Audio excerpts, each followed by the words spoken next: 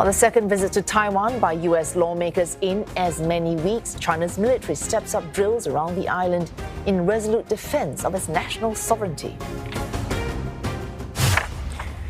And for more on these escalating tensions in the Taiwan Strait, Professor Chong Ja Ian, he's Associate Professor from the Department of Political Science at NUS, joins us live. Professor Chong, let's start with a quote from the spokesperson of the U.S. Embassy, the Chinese Embassy in Washington. That's Liu Pengyu saying, and I quote him at verbatim, members of the U.S. Congress should act in consistence with the U.S. government's One China policy. A quick reminder, the One China policy in the U.S. is acknowledging but not necessarily endorsing the Beijing as a sole government of China. Now, in your view, does a visit by lawmakers constitute a violation of the U.S.'s One China policy?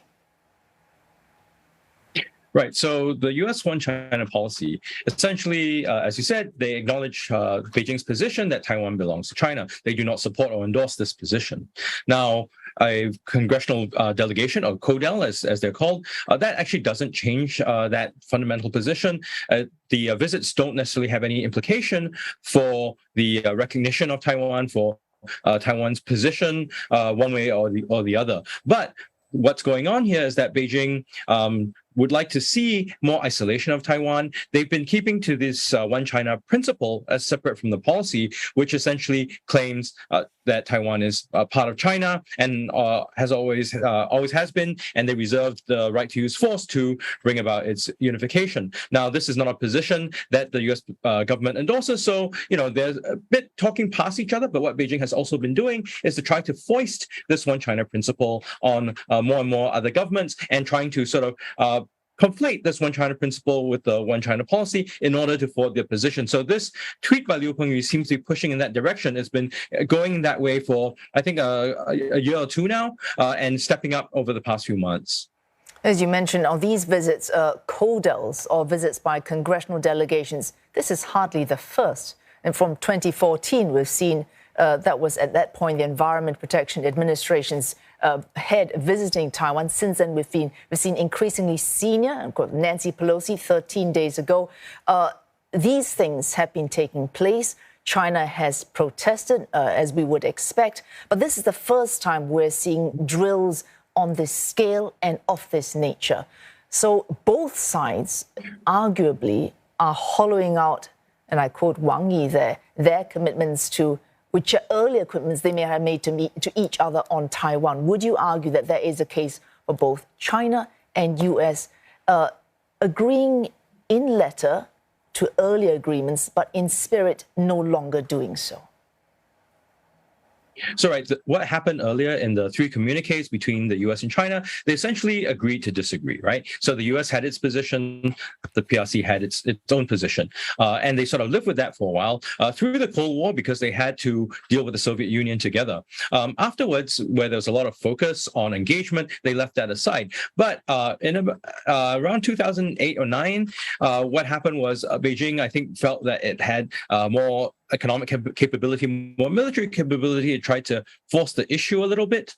The U.S., on its part, decided that it wanted to maintain its position and was pushing back. So that to and fro has led to some hollowing out of that original agreement. Now, and it wasn't actually a formal agreement, it's more of a sort of mutual understanding. So there's no actual commitment there. So what's happened is that the US has been trying to say, okay, well, if the PRC is going to put more pressure on Taiwan, what they'll do is to have visits by the executive branch. That's different from a CODEL, which is a congressional visit, and also congressional visits. Now, the PRC side has been unhappy with that. So they've been trying to ramp up exercises. They have been already doing exercises in the air, at sea, near Taiwan for a while.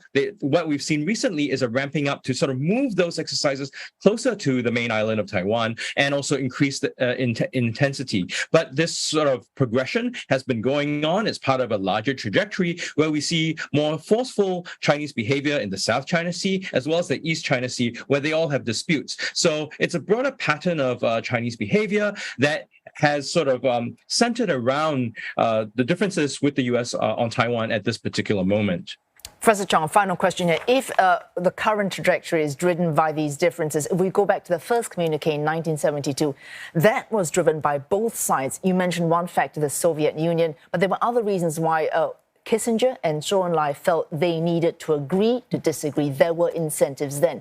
If we want US and China to get along now, are there any incentives, real incentives, that could make both sides be prepared to agree to disagree again? So I think those conditions are hard to replicate today. Essentially, both the US and China wanted to deal with the Soviet Union. The US also wanted to get out of Vietnam and was seeking China's help Beijing's help in order to do so. Now, those are very unique circumstances. We don't see anything that is similar today. So perhaps what was past precedent and what people have been very accustomed to over the past 50 years or so, that needs to be adjusted to a new reality. What that looks like, I think both the Washington and Beijing will have to test each other out before we really know. Thanks so much, Professor Chong, giving us that broad context of what's happening today. Associate Professor Chong Ja Ian from the National University of Singapore.